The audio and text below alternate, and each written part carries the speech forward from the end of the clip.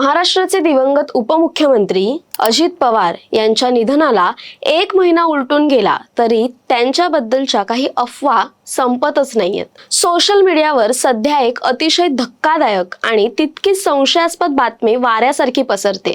ही बातमी महाराष्ट्राचे उपमुख्यमंत्री अजित पवार यांच्याशी संबंधित आहे। दावा असा केला जातोय की 28 जानेवारीला बारामती येथे एका विमान अपघातात त्यांचं निधन झालं आणि त्यानंतर त्यांच्या वारसांना एका विशेष AI आधारित गुंतवणूक प्लॅटफॉर्मचा ऍक्सेस मिळालाय। या प्लॅटफॉर्मचं नाव आहे इन्व्हर्टेक्स फाइनवॉक्स।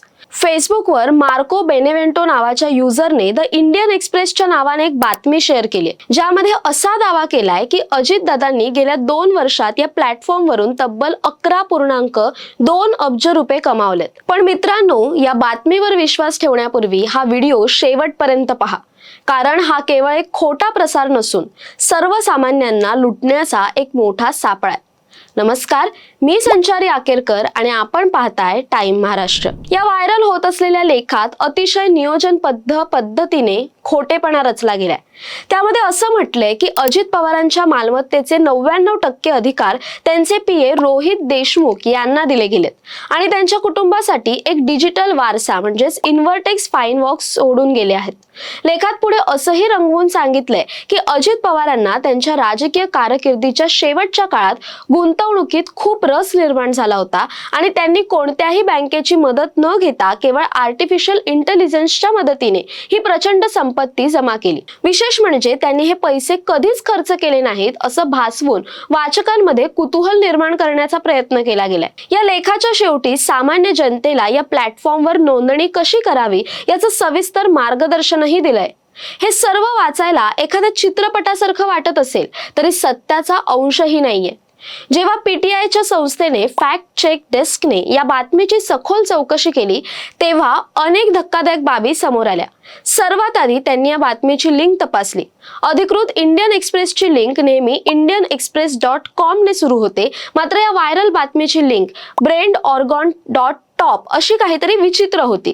याचा अर्थ असा की ही वेबसाईट बनावट असून केवळ इंडियन एक्सप्रेसचा लोगो वापरून लोकांना फसवलं जात होतं। त्यानंतर गुगलवर सर्च केलं असता कोणत्याही नामांकित वृत्त संस्थेने किंवा अधिकृत सरकारी सूत्रांनी अजित पवारांच्या अशा कोणत्याही विमान अपघाताची किंवा गुंतवणुकीची बातमी दिलेली नाही।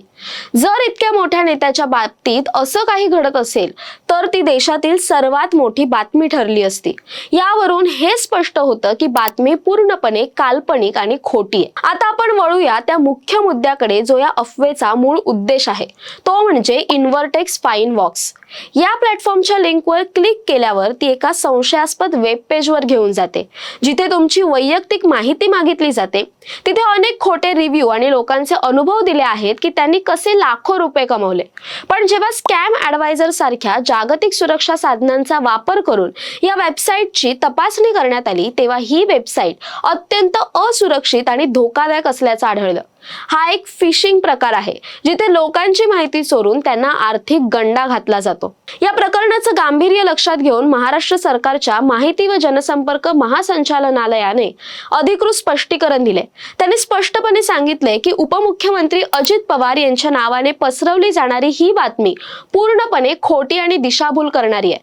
सायबर तज्ञांनी इशारा दिलाय की अशा प्रकारच्या प्लॅटफॉर्मवर आपली माहिती देणं म्हणजे आपल्या बँक खात्याची चावी सायबर गुन्हेगारांच्या हातात देण्यासारखे आहे।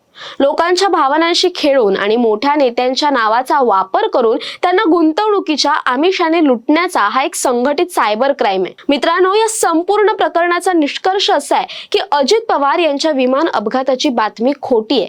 त्यांनी 11.2 अब्ज रुपये कमावल्याचा दावा खोटा आहे आणि इन्व्हर्टेक्स फाइनवॉक्स हे एक फसवणुकीचं साधन आहे। सायबर गुन्हेगार आजकाल इतके हुशार झालेत की ते हुबेहूब मोठ्या वर्तमानपत्राच्या वेबसाईट्स बनवतात जेणेकरून लोकांचा विश्वास बसेल। माझी तुम्हा सर्वांना विनंती आहे की अशा कोणत्याही क्लिक बेट लिंकवर क्लिक करू नका। कमी वेळात जास्त पैसे देण्याचे आमिष दाखवणारे कोणतेही AI प्लॅटफॉर्म बहुधा फ्रॉड असतात। कोणतीही बातमी शेअर करण्यापूर्वी ती अधिकृत न्यूज चॅनलवर तपासून पहा। तुमची वैयक्तिक माहिती किंवा बँकेचे तपशील अशा अनोळखी वेबसाईटवर देऊ नका। सावध राहा, सतर्क राहा आणि आपल्या कष्टाचा पैसा सुरक्षित ठेवा।